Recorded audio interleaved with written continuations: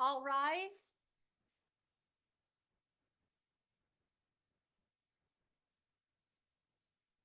The Minnesota Workers' Compensation Court of Appeals is now in session. The Honorable Deborah K. Sundquist presiding.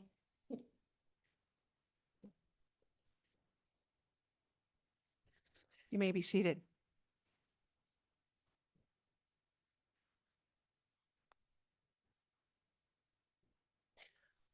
Good morning. All right, today is March 23rd, 2026. We are here on case number WC 256627, the Ahmed Mohamud deceased by Samira Farah versus Bashka Express LLC, Ali Ibrahim and Capital Express Inc., and Great American Insurance Company of New York, and the Special Compensation Fund. Today's hearing is live streamed and recorded on the link of the WCCA website. There are several attorneys here today, 3 representing the respondent and 1 representing the petitioner appellant. I understand that Mr. Lagasse, you'll be representing the petitioner today, is that correct? And Mr. Schmeichel, you are here on behalf of Capital Express and Great American Insurance Company of New York. We have Mr. Bugella, and you are representing the uninsured employer Bashka. And finally, we have Ms. Patricia Munkel-Olson for the Special Compensation Fund. Good morning and welcome. I am Judge Sundquist, and to the left of me is Judge Carlson. To the right of me is Judge Quinn. We will be hearing your case today. Each of you will have 15 minutes for your argument. We will end 3 minutes into the argument so that the judges here can ask you questions. Now, I understand because we have sort of a imbalanced number of attorneys here today. It's not the traditional appellant, respondent, equal footing. We are going to give all of the respondents 15 minutes as well. However, we do not want the duplication of arguments. So we're assuming that Mr. Schmeichel, you'll be going first on the respondent side, correct?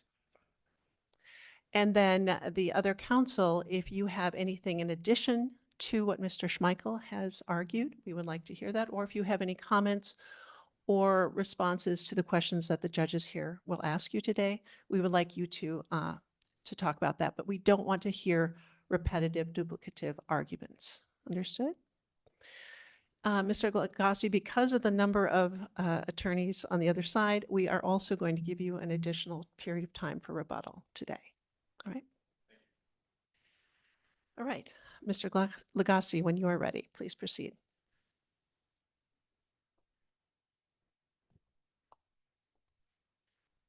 May it please the court, counsel. My name is Jeremy Lagasse, and I'm here on behalf of the appellant petitioner. Just a moment, Mr. Lagasse. Is the timer going? Yeah, we're going to start after the introduction. All right, thank you. Go ahead. I'm sorry for interrupting. Here on behalf of the petitioner appellant Samira Farah, on her own behalf and on behalf of her minor child, Khadijah Mohamud. I come before the court today asking a review of the compensation judge's findings and orders, specifically with regard to the determination that Samira Farah was not a putative spouse entitled to dependency benefits.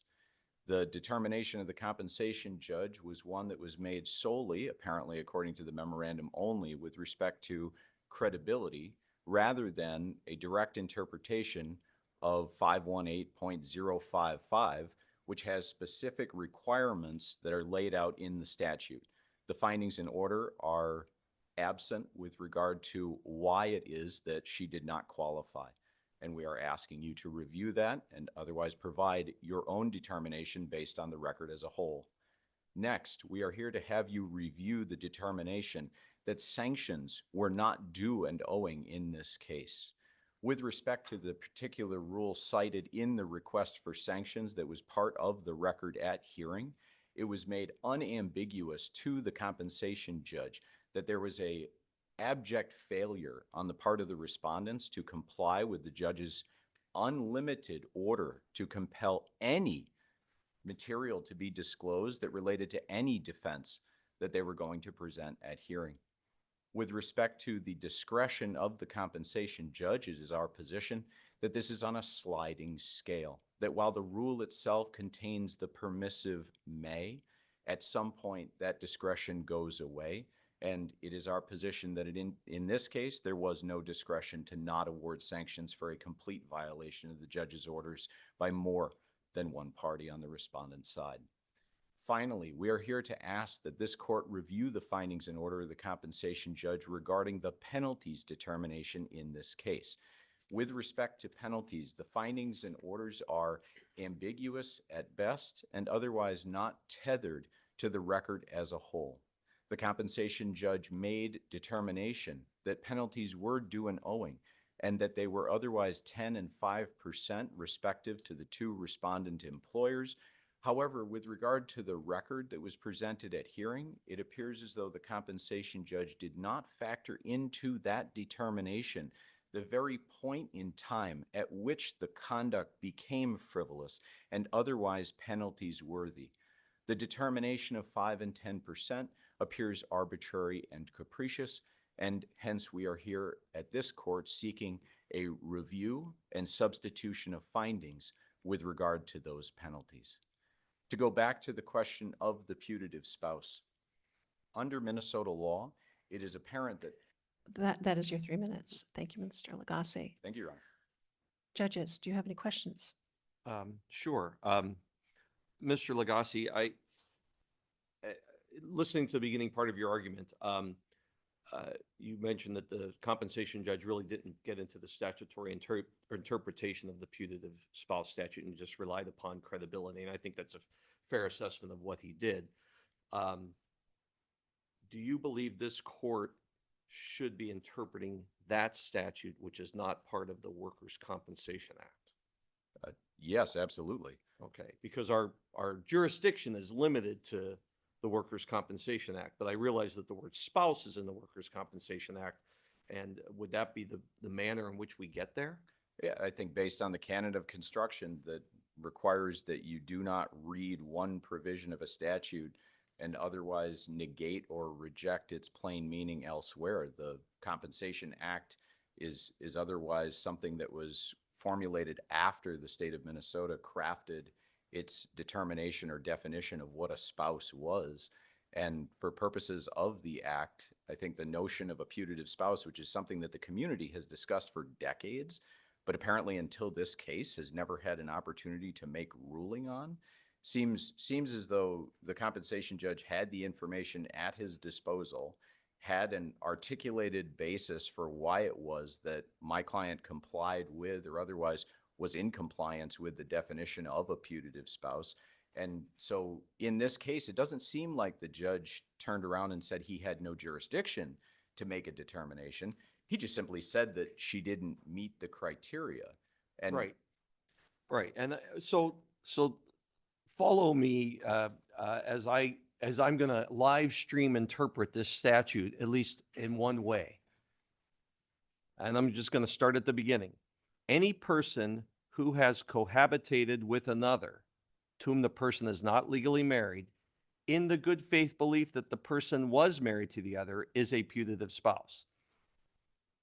And then it goes on to until the knowledge part. Any person who has cohabitated with another in the good faith belief that they're married.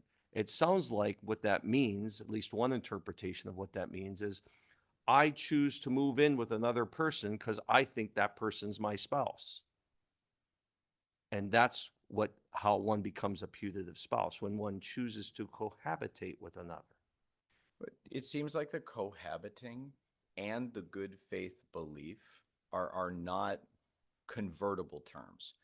In other words, it's not as if someone lives together with another and therefore on its own gives rise to the good faith belief. Right, right. The way, but what I'm saying is one way to read this is I choose to cohabitate because I think that person's my spouse. And and I have a good faith belief that that person's my spouse. And if, in your case, your client chose to cohabitate before they were married, as I understand the record. And I think they even created a bank account, a joint bank account before they were married. So they didn't choose to cohabitate in the good faith belief that they were spouses. That good faith belief came afterwards. I think the insertion of the because in your interpretation is a reading in excess of the plain language of that statute. It seems as though this is rather an issue of two things being true at the same time. So regardless of whether they cohabited before the wedding ceremony that was conducted by the imam, the fact that they did so thereafter and otherwise engaged in the activities of marriage, such as the conception of a child, which I will note for you, conveniently works out to almost 9 months on the nut between the time that they got married and the date of Khadijah's birth. But with respect to the externalities that went along with validating the good faith belief, that's what we presented to the compensation judge. They had the certificate, they had the wedding ceremony. Mr. Legassi, I kind of want to take you out of the good faith belief. It seems to me that you are equating cultural marriage and civil marriage as the same thing under 518.055. That if somebody truly believes that they're married under God, that somehow equates to a civil marriage. Am I right in saying that? No. Okay, then tell me why I'm not right in saying that. Yeah, because the argument was never made that she was legally married in the eyes of the state of Minnesota. It's never a position. But that you're was saying that taken. it should have the same force and effect because she believed it was a civil marriage. That's what the legislature said. I'm just simply presenting the position that I have based on the facts and based on the way that the law was formulated, because 518.055 goes on to say that you do gain the rights. And as I pointed out in my brief, we're simply identifying a class of spouse, But which is really just 518.055 talks about marriage, but marriage is defined in other parts of the statute under 517 as a civil marriage, correct? yes. So 518.055, when they say marriage, we can assume they mean civil marriage, right? So your client would have to believe that she had a civil marriage in order to be a putative spouse. I think the reality is, yes, she would have to believe that she was married in the eyes of the state. The issue is that based on the limited case law available, it doesn't appear as though the good faith belief is only established when all of the formalities are adhered to. Otherwise, it would be pointless to have separated the concept of putative spouse from spouse. And yeah. Well, let me ask you this. I don't believe that spouse is defined in the Workers' Compensation Act. Do you agree with that? There's no definition of spouse. I definitely agree with that. Okay, so where in Minnesota statutes, have you been able to find, we can find definition of marriage, but where can we find a definition of spouse? I think other than probably plain meaning, and then the fact that you get to safely infer that there is a different class of spouse from putative spouse, even though putative spouse is defined, that's about as much as we were able to find. That's why when we presented in the brief the cases that are otherwise sort of on point, I mean, in Minnesota, they're in completely other subject matters, but there are other jurisdictions to look to for guidance with respect to the application of policy. And I think that for purposes of 518.055, the legislature did contemplate the notion that there are equitable principles at play. In that very statute, it talks about the distribution of marital property and that putative spouses should not be simply written out the moment it is determined that they are no longer. Mr. Legassi, you just stated that you didn't make any argument that this was a legal marriage in the state of Minnesota. I just have some questions, just background. Number one, dates of birth. I'm a little confused on the dates of birth for both parties. Ms. Farah, was it 1988 that she was born? It may be, I don't have her date And of birth. her alleged spouse was 1995, so she was about 7 years older than he was at the time of marriage? By that math, you are correct. Okay, okay. I just want to make sure that's confirmed. All right, the next thing is, it's a question of actually what the imam's responsibilities were here. I'm looking at the statute 517, which is a civil marriage, and under 517.10, it talks about what the mom must do, right? And the mom's obligation under the statute is that he is to file a certificate with the state of Minnesota, not the petitioner here. So I want you to address that in light of what we have here, which is the exhibit, I understand is Exhibit L. And what he states here, based on the date of their marriage, that they are married, was it his obligation then to file this with the state of Minnesota? And what happened? Yeah, in subsequent review of the section 517, that there is an obligation, but further along in the statute, and please forgive, I can't remember the subdivision, it actually says that there can be no penalty against a religious figure for having failed to do that. So if you create an obligation and you don't put any teeth to it, it's not surprising that someone might abdicate that responsibility. But isn't there a penalty of, if they neglect to file a certificate, they shall forfeit a sum not exceeding $100. So there's this minor penalty. Not for religious figures. Okay. So under 517, they specifically carve that out. So any religious figure that's engaging in the ceremony itself that would be a predicate to applying to the license, if they don't follow those formalities, there's no penalty. Okay, follow up then. Why didn't the imam file it at any point since the wedding? I mean, what was the reasoning? Do you have it? What happened? At this podium, I would be engaging in nothing but pure speculation. No- But is it possible that he could still do that? Oh, I believe that there is a time limit, but again, I'm not a marriage expert, but my reading of the statute says that there is a limited period of time. So if there was a question of this, somebody certainly could have subpoenaed the imam, deposed the imam, and for purposes of good faith belief, I think that the real central question is, what did my client believe? And did she do so genuinely at the moment that she learned her husband was dead? All right, thank you, Mr. Lagasse. So then the rest of the putative statute says, essentially, the putative spouse has the rights of any other spouse until knowledge of the fact that the person is no longer legally married. So then they lose the rights of the spouse. If reading that section in totality, it just simply goes on to say that there's no further Okay. rights. And And yeah, prevents acquisition of further rights. yeah, so Okay. in my reading of that plain language, it seems as though it's a question of what other additional rights could you try to claim as a married person now that you know you no longer are.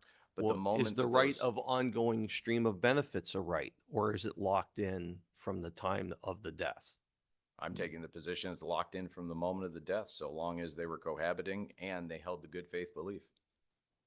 And I think the facts support that in the record as a whole.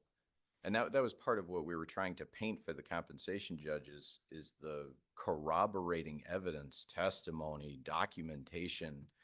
It seemed fairly replete. And then to go on to make a conclusory statement without any other supportive finding, I think gives this court great discretion to do what it pleases with regard to the record. Sorry, okay.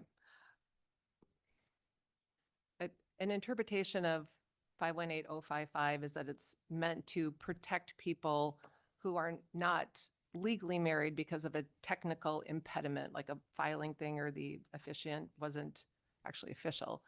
Are you saying that this case is one where there was a technical impediment or something else? Yeah, it falls into the technical impediment. My client's testimony at hearing was that she believed that she was otherwise married, did not realize that there was an absolute clock ticking on the submission of the documentation to the state. And otherwise, as pointed out here, the burden was on the imam to have completed that paperwork and sent it in. But was the error a technical error or was it an error in belief? I'm Sure. sorry, I'm confused. So I hear you saying that she believed that her cultural marriage was the same as a civil marriage, correct? Yes, yes. Okay, but you agree that not all cultural marriages are civil marriages. In fact, there has to be a marriage certificate filed with the state for it to be a civil marriage. Oh, yes. Agreed? Yes. So the error was her belief that she had a civil marriage. Yes. Okay. So, and that's what, is that a technical impediment? Is that mistaken belief? Is that a technical impediment? Yes. Okay. Exhibit L, which Judge Sunquist just showed you, the letter from the imam, is there also a marriage certificate? Because I believe your brief also talked about a marriage certificate, or is that Exhibit L? Is that what you're referring to? Yeah, that is Exhibit L. The only other certificate that we otherwise presented as evidence to the compensation judge was the death certificate. Okay. I just want to make sure that we had everything. Right. Thanks. And then Exhibit L is dated the day of the marriage ceremony. But it, as I read it, I'm interpreting it as it was written by the imam after the fact. Apparently in response to perhaps your request for some evidence that there was a marriage. I never had any direct communication with the mosque, the imam, or any other representative thereof. So my understanding is that the document speaks for itself and otherwise has not been impeached by anything. Okay, okay. All right. I know you're way out of time, but you did raise the penalties issue. So I do have one question for you about the penalties issue. One of your arguments, and I'm going to summarize it and you can correct me if I got it wrong, was, well, there's the CFR that defines employee, and it so obviously applies here, and the defense was wrong to deny this from the get-go. Is that fair? Yeah, it's an illustrative argument. Basically, I was saying that because these guys are learned in federal law, they have to be in order to operate with regard to interstate commerce, that their knowledge base established that the decedent was an employee and he was so before his death and during the event that took his life, and that otherwise, even if you match that up to the Minnesota statute 043 that deals with these commercial carriers, there was never a single day that anyone drew breath in this case that they had a defense to him being an employee. Okay. All right. Because my question was going to be essentially, are you asking for us to, in a sense, interpret a CFR? No, you don't have to. And that Okay. was why if you read as one of the exhibits that was attached for purposes of the hearing, the motion for sanctions at hearing. In that document, which I will also throw in the caveat that I did that because after the judge gave his blanket order that they were to produce any evidence whatsoever for any defenses that they were going to raise at hearing, he just issued a letter on May 13th of 25 saying, well, I'll reserve that. Well, this is the same compensation judge that issued the determination in profit. And the takeaway for petitioner's attorneys from the profit case is if you don't bring a formal motion for sanctions, you can't rely on the compensation judge to use their own discretion to do the right thing. So I filed an elaborate motion outlining what the standard was for purposes of sanctions and specifically requested sanctions so that he was forced to make a determination about those.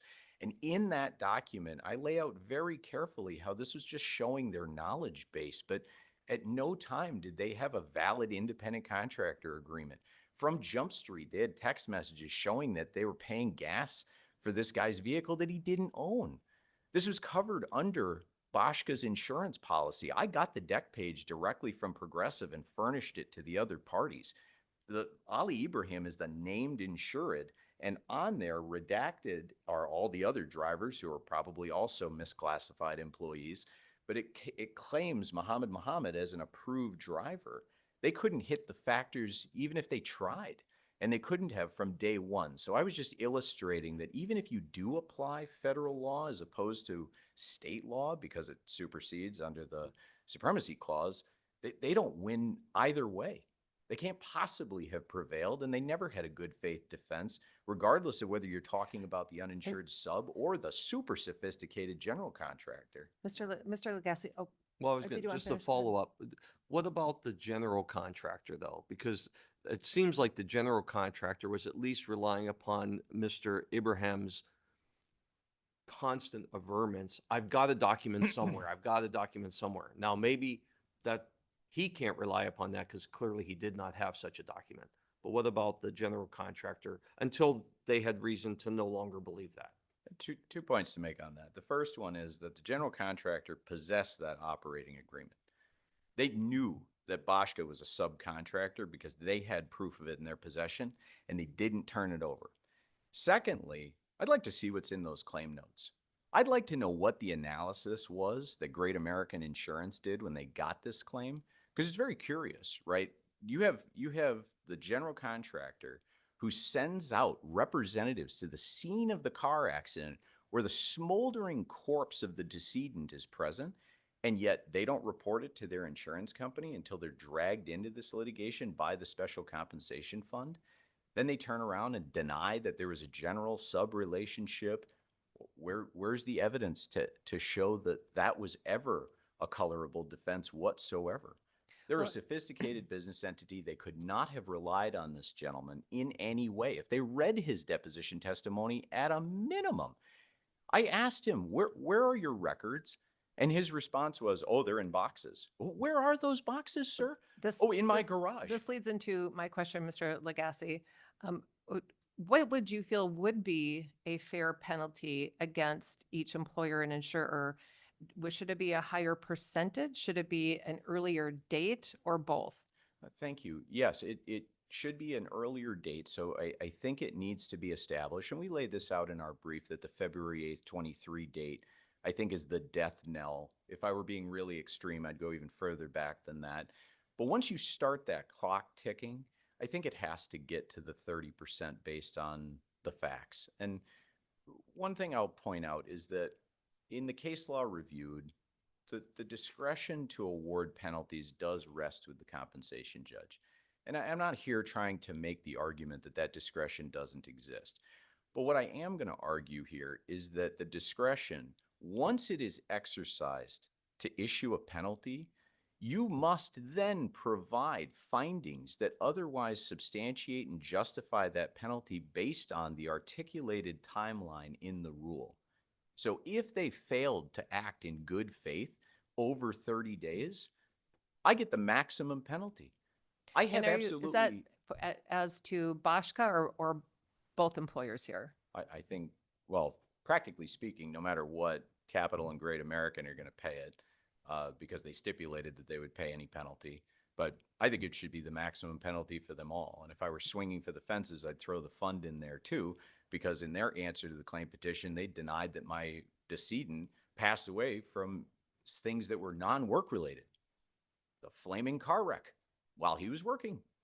From the start, everybody that's been involved in the defense of this claim has taken a frivolous position to the award of benefits. And in closing, I'll say that what we're talking about here, if you set aside the issues of primary, I think, enthusiasm by this bench, that is the putative spouse issue, which has novelty to it, if you drill down to the undisputed entitlement here, this is for a child.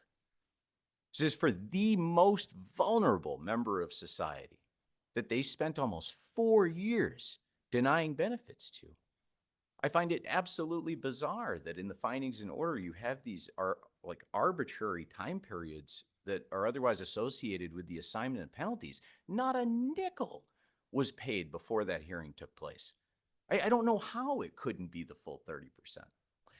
Thank you, Mr. Legassi. Are there any more questions? Not at this time? No, good. Right. Thank you very Thank much. you. May be seated. Mr. Schmeichel.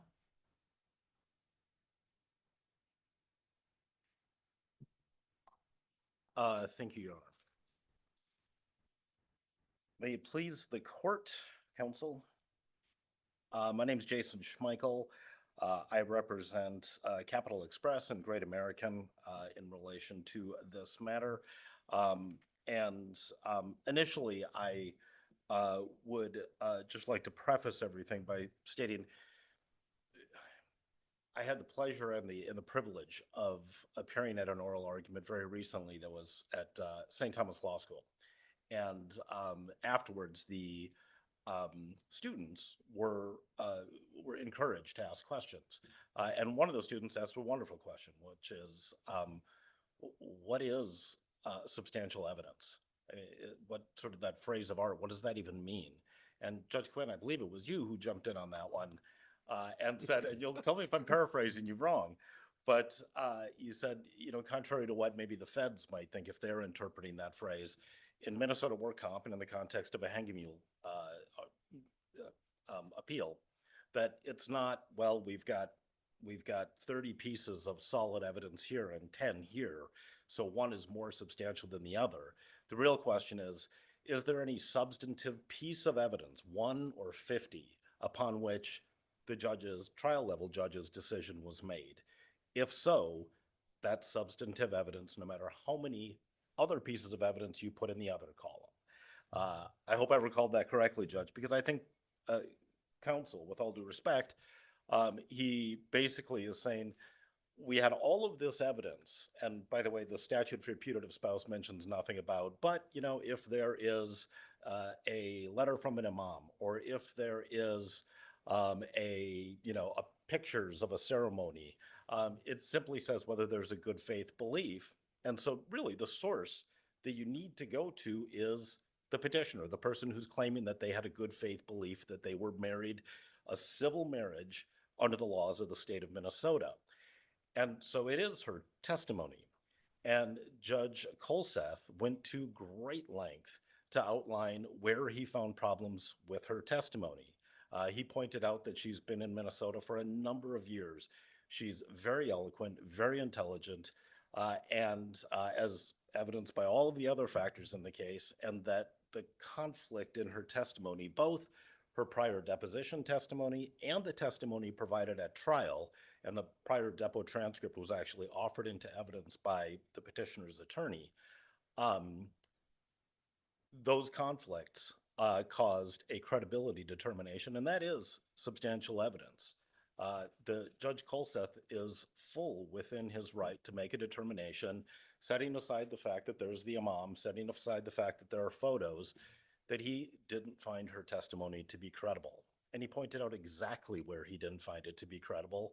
And these are the exact arguments that on the defense side that we all put forth. I think the question as to the putative spouse statute, I think that the fund made a very good argument in its brief. Thank you, Mr. Schmeichel. Your 3 minutes are up. Questions, judges? The credibility finding, I agree with you. Credibility is that those findings can be substantial evidence to support the ultimate findings. One way that I believe, when I'm reading the testimony of Ms. Farah, when I'm reading her testimony and I'm reading the cross-examination regarding her deposition testimony, it seemed to be that she was just learning that this was an argument at the time of her deposition, and she doesn't seem to be asked the question at any point in time, what did you think in March of 23 or whatever the right date is, the date of the ceremony? What did you think then, as opposed to, seems like it's more of her current understanding, and the employee argues essentially, well, the judge took that out of context. So what's your response to that? I respectfully, Your Honor, disagree with that interpretation of this, because when you look at the full excerpt from, full excerpt is sort of an oxymoron, but when you look at that section of the deposition testimony where she is asked, when did you marry? She says the date, it was a big event. And the next question is, did you ever take steps to make that a legal marriage in Minnesota? So now we're kind of going back to at least the time of the deposition. And she says, we didn't get the chance. He passed away 2.5 months later while we were planning our American wedding. At the hearing, she tried to explain that by American wedding, that actually is a totally separate thing in their culture, in their community, and in their religion, where they invite not just the men, which is the first ceremony, but they also invite the women, and then everybody gets together, and that's more part of the cultural event. But that's not the way she phrased it when she was being deposed. And quite frankly, as we develop cases, both on the defense and on the plaintiff side, it's not uncommon to sort of the issues become sort of honed as we go on. And so maybe she didn't realize that that was going to be the big question back when she was deposed. But ultimately, all of her testimony at the hearing was about what did you know on that date? I think on cross-examination, I went in and I asked her, we talked about, because she had offered up that she'd been involved in a very good friend's wedding about 10 years prior to that. And I asked her about what she knew, and this is before she was even married, that, well, you understood that something had to be sent to the state, and it had to become official. The state had to sanction this. And she hemmed and hawed, but she ultimately acknowledged that, yes, she was aware that something had to be sent in. In the questioning earlier today about, well, is the imam, did she rely upon the imam, and would that have been a technical error? She never once, at least as far as I can recall, ever has said that she was under the belief that the imam sent it in, and so she didn't have to. She's never made that argument as far as I know. And so I believe that all the evidence shows that she was aware at the time that she was married, before the death, that there was another step to this, and that she might be able to cohabitate per the mandates of her own religion. She can reproduce per the mandates of her own religion, and so she's free and clear and safe in that regard. But she understood, and Judge Colseth clearly believes this, that she understood that technically this wasn't a legal marriage in the eyes of the state of Minnesota. Mr. Schmeichel? Yes. I'm going to just back you up for a second. What is our standard of review for the determination of whether or not she's a spouse or a putative spouse? I think the standard of review would be substantial evidence, because But isn't this applying undisputed facts to the law?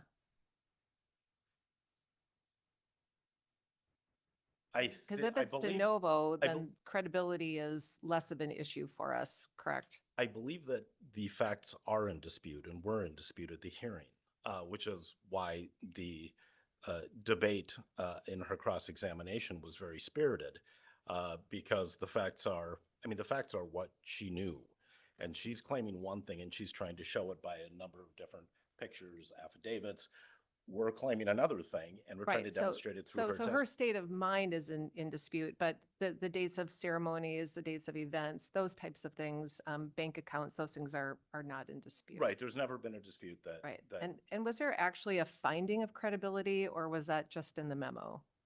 I can't recall offhand if there was an actual finding of credibility, but there Well, was. there wasn't, so. Okay. so I if there- suspected as okay. much, Your Honor. And I'm sorry, that wasn't meant to be a trick question, but if credibility is just discussed in the memorandum, are we bound to those discussions of credibility if they're not findings? Well, I mean, it does say, I do know that it says in the findings that she is not a putative spouse. And then the memorandum is not necessarily setting forth anything new. It's just explaining how that specific finding came to being in the judge's. And I have one more Res- question before I pass this on to Sure. Judge Sundquist.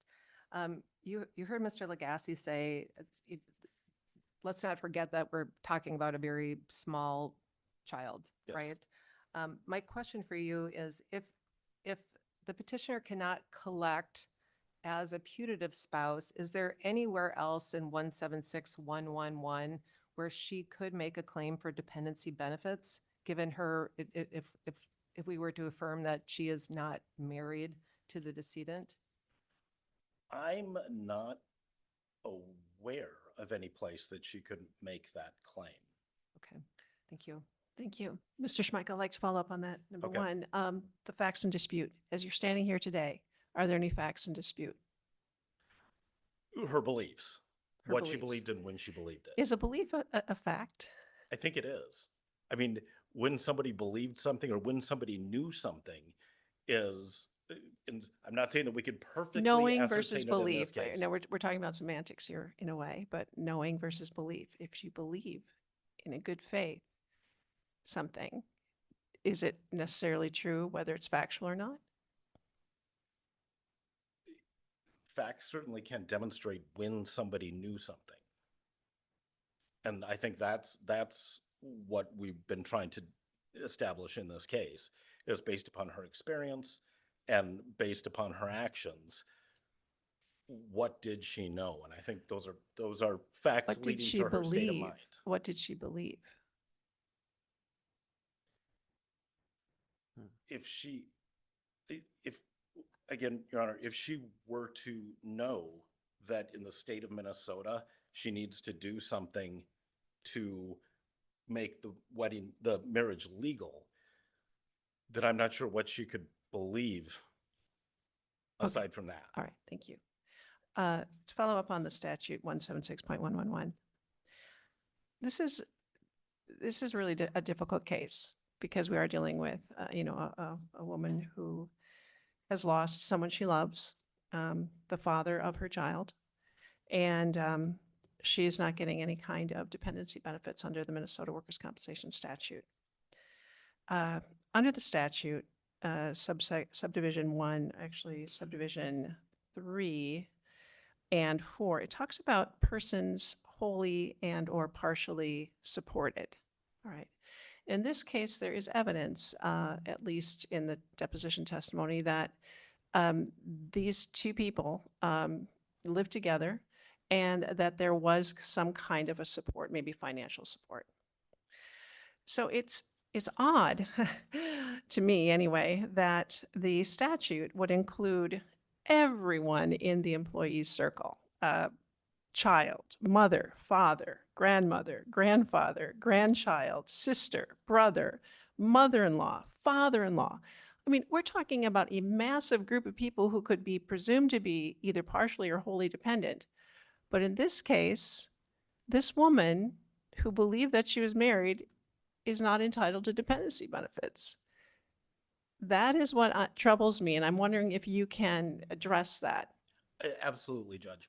I think that's what gets us to, and when my 3 minutes hit, I was about to mention that counsel for the fund put forth a very compelling argument regarding how we go with the plain meaning of the statute. We don't even get to putative spouse. What you're bringing up, Judge, I think is a good argument as to, and I'm not saying I totally agree that we do get to that statute, but I think is a good argument as to why we should get to that statute for the putative spouse. And I'm sort of trying to get inside Judge Colseth's head, but as counsel pointed out, he didn't answer that question because he decided, tell you what, I'll give you the benefit of the doubt and I'll go right to that. And so it is a very sad case. It's beyond sad. It's tragic. And I do think that it's interesting that you could go with all of these other people in the circle. But the statute does say spouse. And I think the only thing that we can go to beyond that, if we get beyond that, is the putative spouse statute. And that's where Judge Colseth went. And I believe he interpreted it correctly. He applied it correctly. He has substantial evidence to support his determination that she did not meet the criteria of a putative spouse.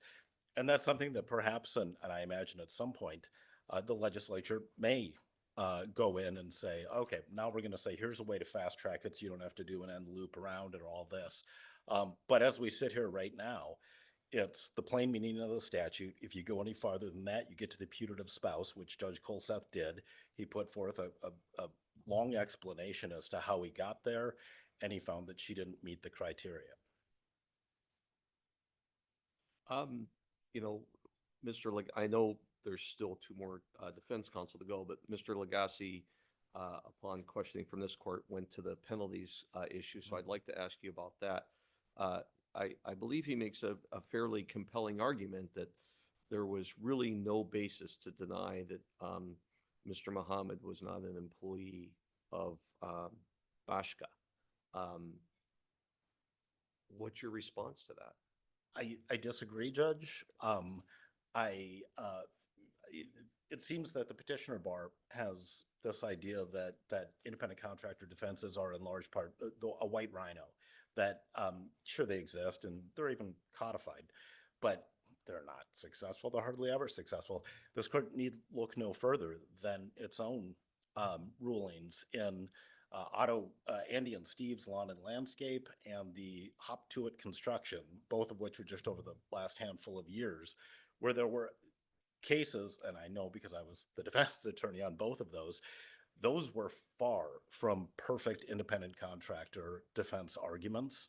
But we took it to our judge, and Judge Pearson in that case, it came up on appeal and it was affirmed on both occasions. In fact, in Andy and Steve's, it was affirmed twice.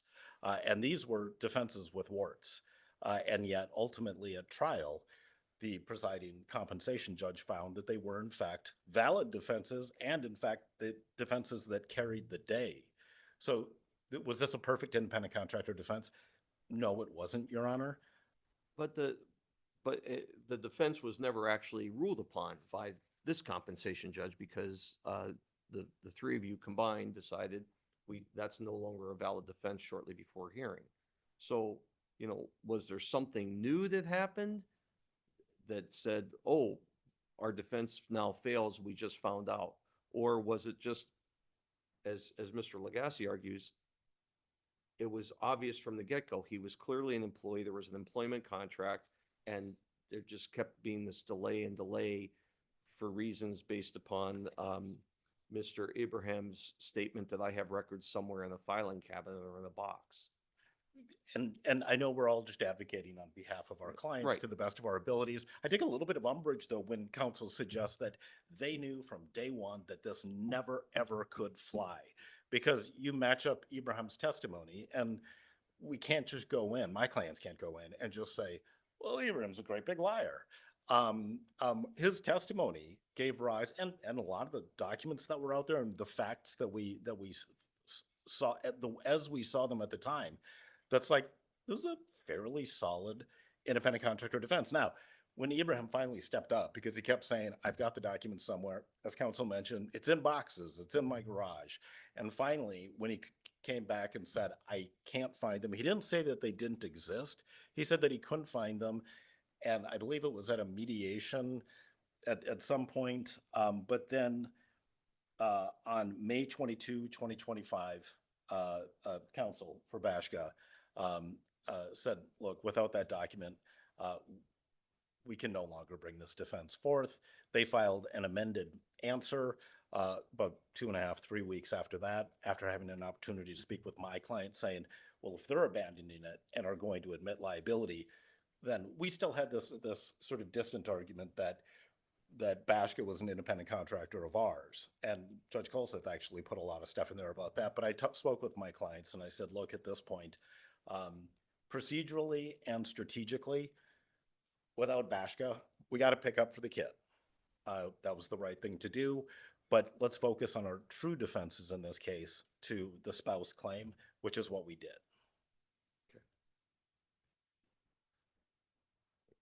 Thank you, Mr. Schmeichel. Thank you, Judge. Thank you. Mr. Bugella.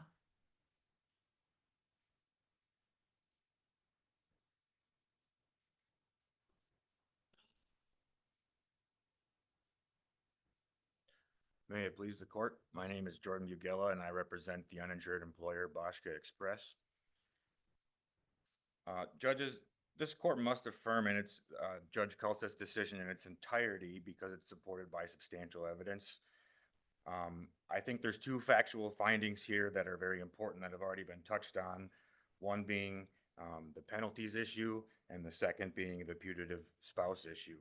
I won't rehash what counsel said about the reasons for why Judge Colseth found her not to be credible,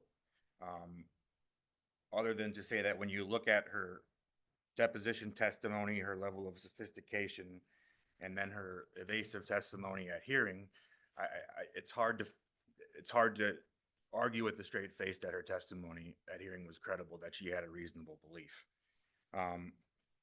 With regard to the statute itself, and this question was asked earlier, essentially when do the rights confer if she did have a reasonable belief. And counsel argued that it would be at the time of the death. I disagree because no rights had been conferred at that time. And so, in other words, Samira testified at the hearing that she became aware that she wasn't legally married when she first went in to meet with her attorney. At that point, no rights had been conferred upon her. And so the operative language is until knowledge of the fact that the person is not legally married terminates the status and presents acquisition of further rights.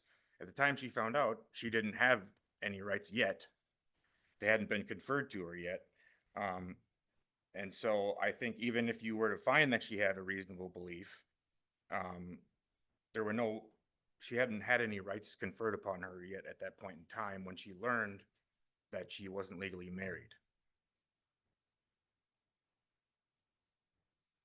In other words, her rights, that all potential rights she could get were severed at that moment.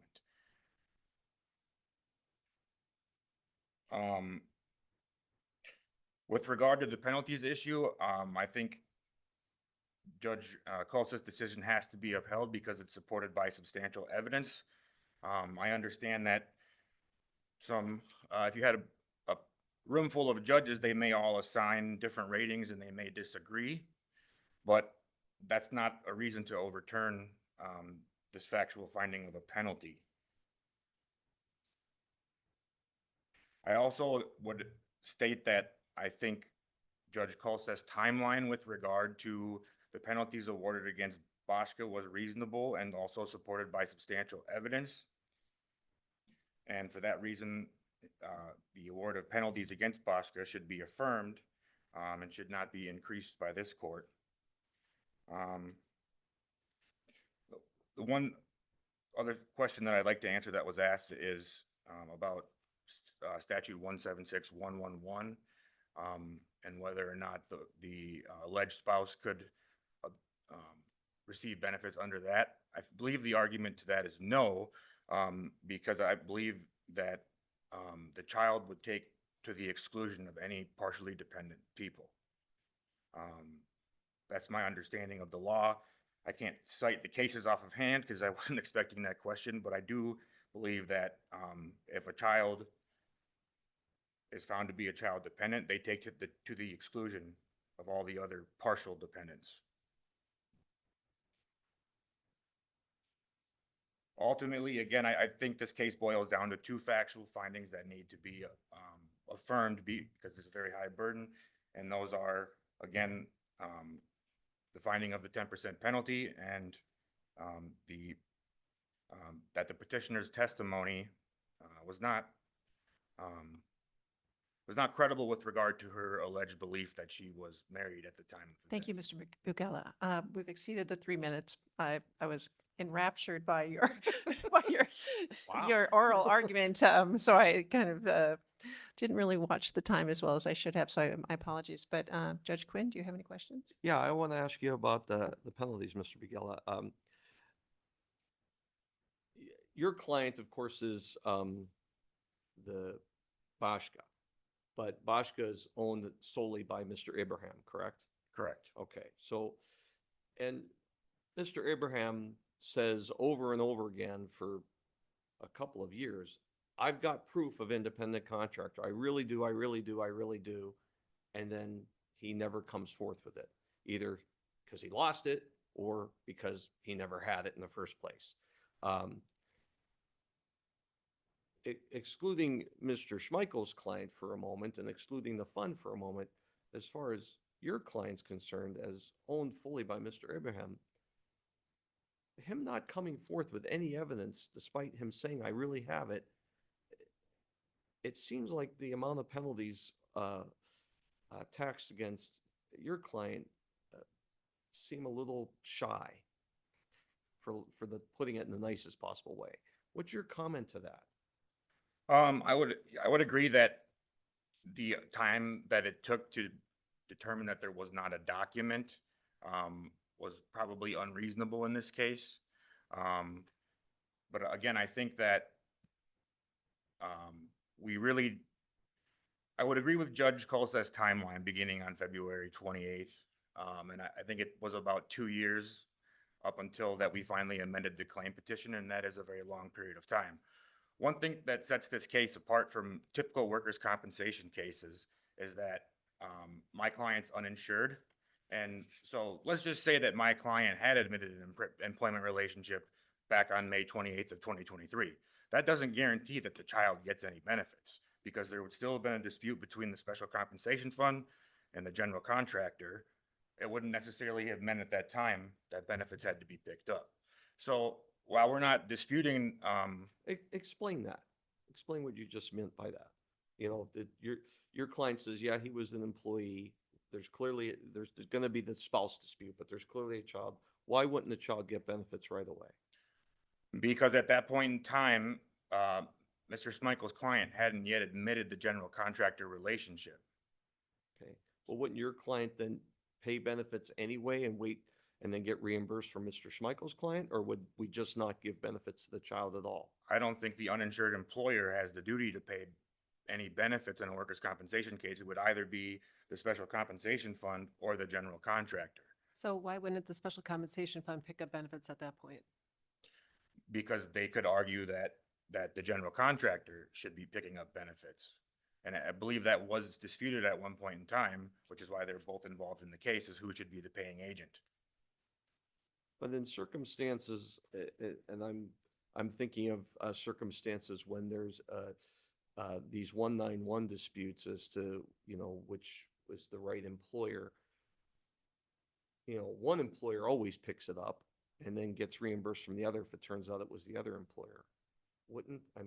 I'm just troubled by you saying that there wouldn't have been payment to the child from the get-go by somebody.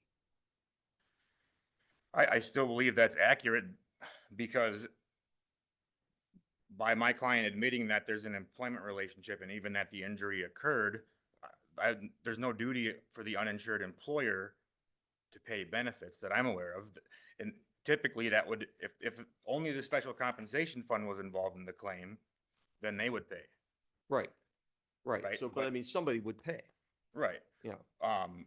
But I guess my point is that there would still have been a dispute between the other two co-defendants about who should pay. The Special Compensation Fund saying there's a general contractor agreement here, and the general contractor saying, no, there's not, the fund has to pay. And that dispute could go on after my client admitted the employment relationship for, I don't know how long it would have taken, but that's what I mean by the fact that my client would have admitted an employment relationship earlier would not necessarily mean that the child would have gotten the benefits at that time. Okay. Does that answer your question, Judge? It answers my question. I don't know if I agree with it, but at least you answered it. Okay. I do have. Oh, do you have any questions? Judge I Carson? do. Go ahead. All right. I'm going to kind of bring you back to the putative spouse.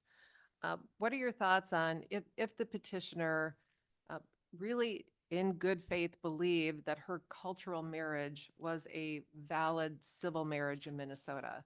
Is that enough? Is a good faith belief marriage that a cultural marriage is a civil marriage? Is that enough to satisfy the putative spouse statute? No, I don't think that it is. Unless she believed that, I guess, are you saying if she believed that the cultural marriage equal to legal marriage? Yes.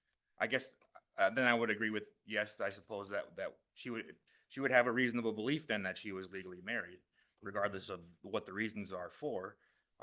But in this case, I think it's fairly clear that she knew she was not legally married from the get-go.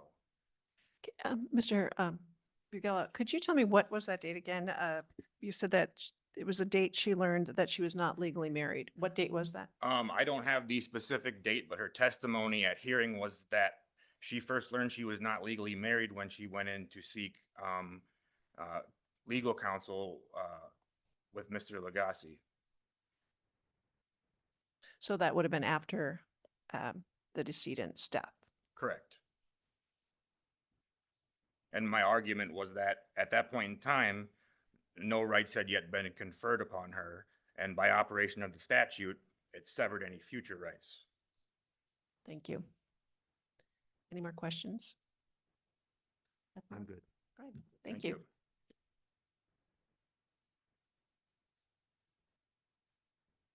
All right, Ms. Munkle Olson.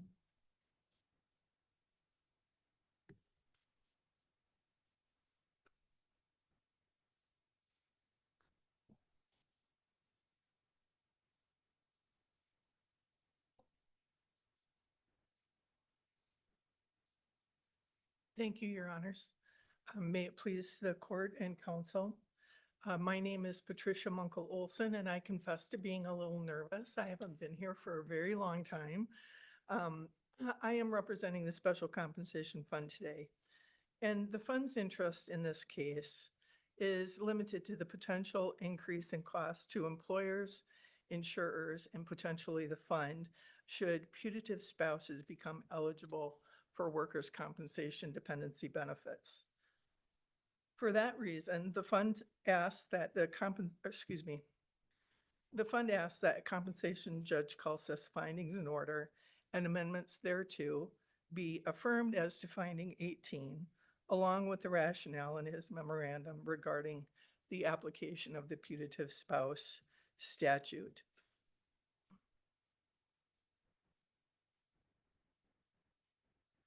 The fund further asks this court to specifically opine that the putative spouse is not entitled to dependency benefits under the Workers' Compensation Act, including putative spouses as a presumed dependent is more suited to the legislative process. The act is unambiguous as to the common and approved use of the term spouse and should not be disregarded to pursue the spirit of the law. Furthermore, had the legislature intended to make a putative spouse eligible for workers' compensation dependency benefits, it has had more than 45 years to do so. The fund asked the court to determine that the term spouse as used in 176-111 is unambiguous and refers only to legal civil marriage. Should the court determine that a putative spouse is entitled to dependency benefits under the Act, the fund is likely to experience increased costs in the nature of benefits paid when the employer is uninsured for workers' compensation benefits. Additional increased costs would not only occur in the payment of benefits by insurers and self-insured employers, but also in the amount of assessments that they are required to pay on benefits paid pursuant to 176-129. I think it's safe to say that those costs would then be passed on to employers by virtue of increased premiums. Another consideration is the assessment process itself, as isolating these costs may present a challenge for insurers and the fund based on the infrastructure of their benefit reporting systems. For example, accurately tracking and reporting an increase in benefit payments may require the addition of another type of dependency benefits, i.e. benefits paid to legal spouses compared to those paid to putative spouses. Thank you, Ms. Munkle Olson. Your 3 minutes are up. Judge Quinn, do you have any questions? The putative, or the work comp statute says spouses are dependents. And I'm simplifying it, but spouses are dependents. The putative spouse statute says a putative spouse has the right of a spouse. How is it that you're saying that it just doesn't, that apparently the legislature should say spouse and putative spouse in the work comp statute? No, what I was suggesting in terms of reporting is that if putative spouses are eligible now, based on a decision of this court, then the reporting process may need to distinguish between the two. Oh, I understand that. Okay. I understand, but I thought you were to say that it doesn't even apply. I thought that was the beginning part of your did. argument. It is my understanding from the case law from this court and that spouse under the act really refers to a civil legal marriage. Okay, well, and that's, and part of the problem that we have, as was discussed with Mr. Legacy and Judge Carlson earlier, was we have no definitions here. Mhm. Spouse is not defined in the Work Comp Act. I don't even think it's defined in the marriage statute. It's just not defined, and marriage is defined, but spouse is not defined. But you went on to argue that there's this danger of increased costs, which will ultimately lead to increased assessments and or increased premiums. Is that a serious problem? I mean, are we facing this glut of putative spouse claims? Because this is such new territory for this court, and we couldn't find any cases on it. I don't necessarily see that as a problem. Well, I would agree that it's an unascertainable number. It's impossible to quantify at this point what those increases would be. But from the fund's perspective, that's why this is more suited to the legislative process, where those things can be considered, where the act can be amended in some way, should that be the determination of where the policy should head. I have a question. So we know that putative spouse or spouse includes putative spouse in family law and in probate and probably other areas of law that I just can't put my finger on right now. Are you aware of any areas of law where spouse does not include a putative spouse? Not specifically, Your Honor. What I can say is that there's really no case law on this. And so it is unknown territory. Yes, I'm going to follow up on that. You said that the term spouse is unambiguous. And here you are, we're going Well- back and forth. We don't really know what spouse means. There's no definition in the statute. There's, your argument is that it's not a putative spouse. How can it be unambiguous if we don't know the definition? Well, I think, Your Honor, that it's common usage can guide us in that area. And common usage of the term spouse would mean a legal spouse, not one that you just think exists.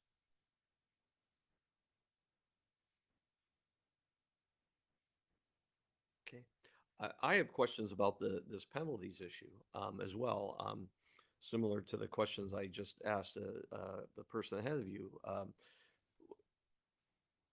Mr. Legacy makes, I believe, a compelling argument that, and even going to the judge's findings, that as of, was it February of 23, when Mr. Ibrahim produced the document that showed there was actually an employment contract, that at that point, it's pretty clear he was an employee and the defense wasn't going to be any good. And so he awarded penalties as of that date through the date that it was conceded. But the amount of penalties for benefits that should have been paid for 2+ more years to a child of only 10% and 5% seems kind of low. So what's your response to that? Well, the fund doesn't take a position on the penalties that were assessed by compensation Judge Colseth against Capital or Bashka. But as it relates to the fund itself, I think it's important to note that 176183 sub 1 prohibits the fund from paying when there is a 215 general contractor. And so that defense has been available to the fund since we've been aware of it since before Capital was joined as a party. And that was the basis for the joining of them as a party. What was the statute again? It's 176183 sub 1. Thank you. It's toward the very bottom of that section. And then, but it was right around that time that, it was the fund that tried to get Capital in, correct? That's correct. All right. And at that point, is there an obligation of the fund to tell Capital, look, essentially, we have to pay, so you have to pay? Well, the fund is prohibited from paying I under understand. 215. I understand, but I mean, if it's not that kind of agreement, let's say Capital wasn't involved, let's say it's not a trucking company with generals and subs and all that. and we've got this evidence of an employment relationship. The fund was relying upon the uninsured employee or employer for saying there is none, and now we have evidence that there was a relationship. The fund's now going to pay, and if they don't, the fund might be penalized under hypothetically. Well, if those facts were present in Sure. this case, the fund may have made a decision Right. to actually pick up the claim, So at least as far as the child was concerned. understood, and that's all I'm talking about is the child. And so in the circumstance now where you have this general contractor relationship, does the fund have an obligation to now tell the, not only join but the general, but to tell the general, there is no defense, we've got this evidence now? Well, I don't think that we were certain that there was, well, the fund has had the 215 defense. But there were still questions about whether there was actually an employment relationship between the decedent and Bashka. And so we relied on some of those statements made. But even after that employment contract came out? Well, that was about a month before hearing. No, that was 2 years before hearing, wasn't it? Well, the admission of Bashka that there was an employment relationship was Right.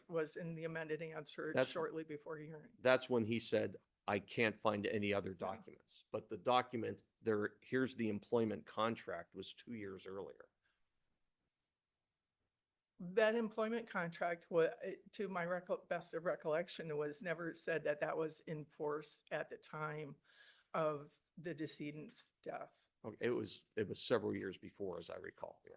Yeah, I Okay. think it was from 2018. But I guess my question is, when the fund is presented evidence that they should pay, but now they have this 215 thing, well, now they don't have to pay, do they have an obligation to tell that general? We would normally have to pay here, and now you have to pay, if the facts were presented that way. I think I'm really not understanding your question. Okay, Your Honor. perhaps I'm not articulating it very well, so I'll just move on. Okay, I apologize, Your Honor. That's it. I have nothing else. I have nothing else either. You do have 3 minutes and 3 minutes. I stopped it. Okay, you stopped it. Thank you. Thanks, Lisa. All right, you're finished. Thank you Thank so you. much. All right, Mr. Legacy, rebuttal. I'm going to give you 10 minutes. All right?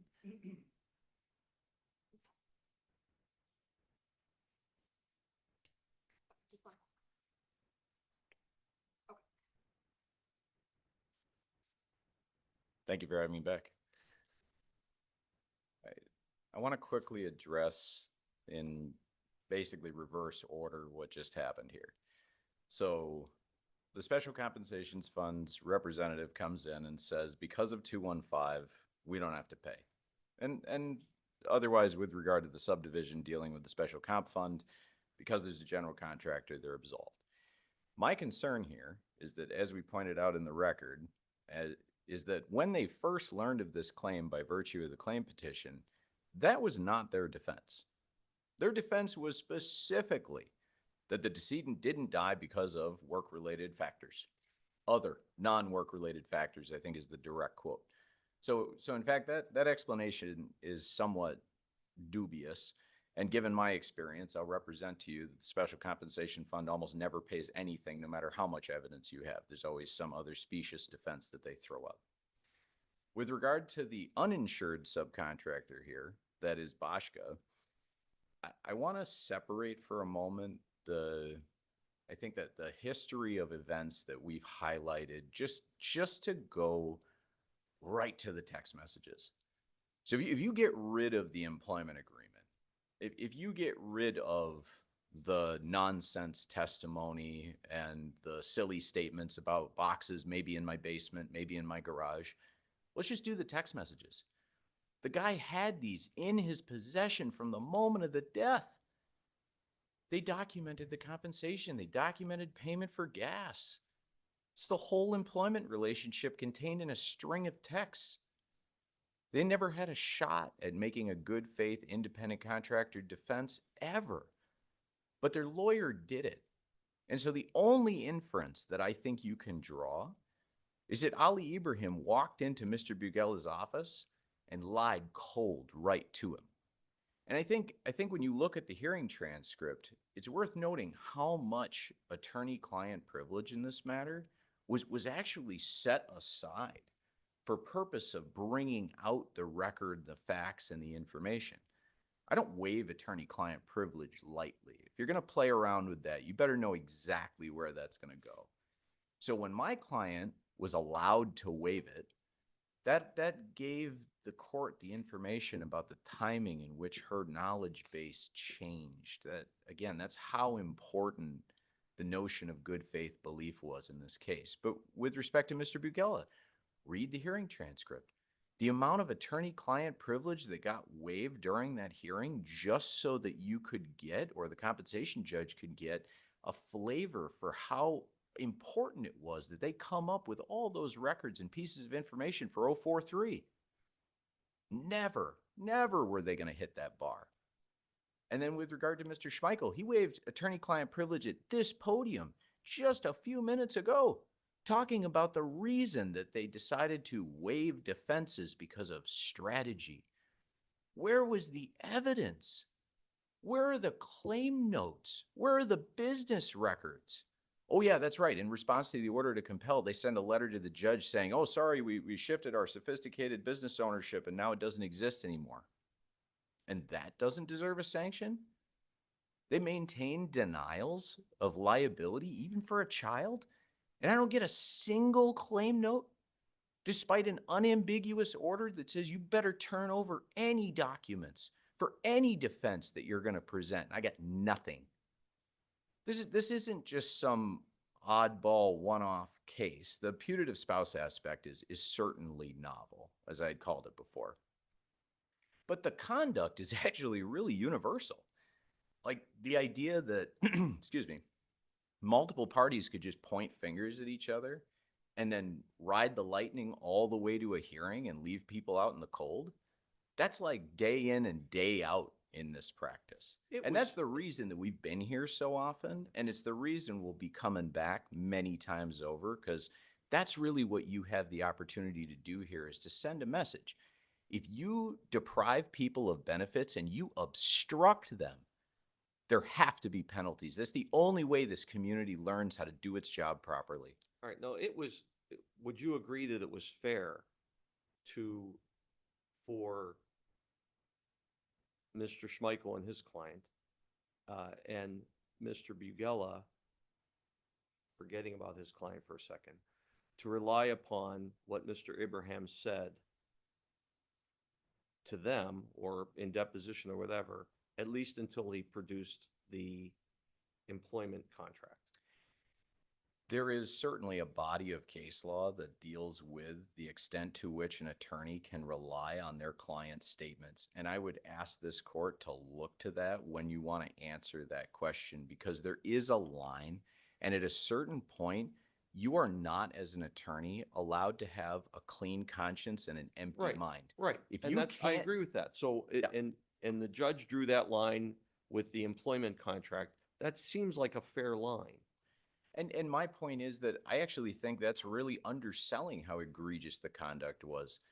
They had the text messages on the day of the death, so the moment they No, learned about Mr. Ibrahim had them. We don't know that the defense had them, do we? then how did Mr. Ibrahim's counsel maintain an answer that denied an employment relationship other than the fact that his client lied to him and didn't turn it over? Okay, and let's assume that that's what happened, and that, Right, so the uninsured employer should be punished in the harshest possible way for that kind of misconduct, because that's the power of the law sending a message to the community. okay, and that's fair.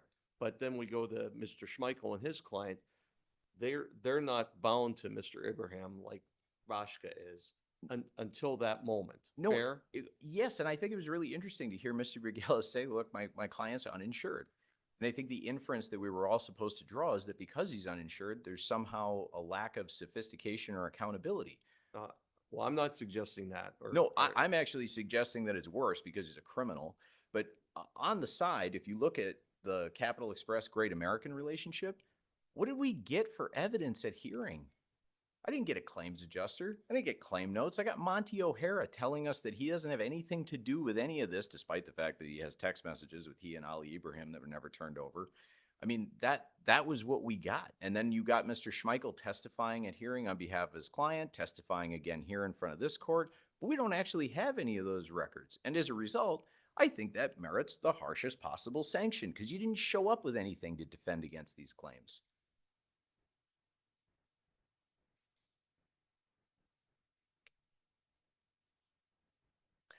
Would you continue with the putative spouse argument? If you have any responses to the respondent's argument?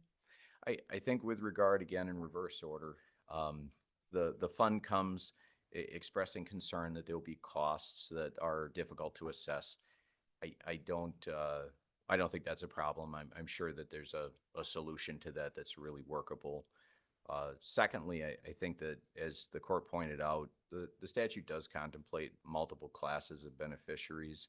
And for purposes of our society, for example, a community that plays host to 100,000 Somalis that otherwise engage in their daily lives and attempt to engage in civil society, but remain faithful to their religious creed, that otherwise this does have some importance, but the scope of it, or rather the number of claims that will arise along these facts in particular, I don't think this is going to have broad implications other than some really strong equitable principles that I think should urge this court to determine that under these facts, with all of the validation, with all of the supporting secondary evidence, with even the defendant himself, respondent, testifying that he paid off Ms. Farah with the final paycheck because he thought that was the decedent's wife, with respect to the coroner's office issuing, based on the representations of the decedent's father, that Ms. Farah was the spouse.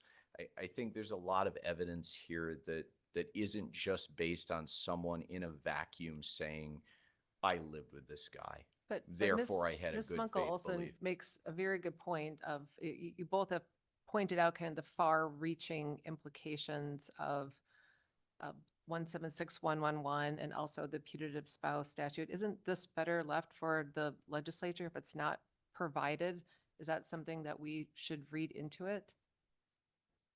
I think the fact that they use the word spouse contemplates spouse in all of its shades. And the legislature's given us two of them. One that's ratified by the state and the other that's the putative spouse class. I think you have all right, entitlement, and power to determine that not only is that a benefit or a class of beneficiaries to which the law has contemplated entitlement, but that Ms. Farah is one of those. Thank you. Good. Thank you very much for your Thank time. you, Mr. Lagasse. That concludes the oral argument today. We have now closed the record, and a decision will be issued within 90 days. Thank you, counsel. You all did an incredible job. It's a very difficult issue, I understand. Thank you for your patience. Thank you.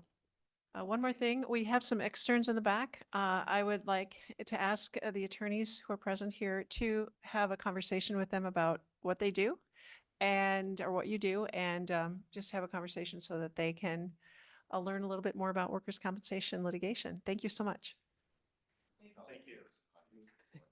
All rise.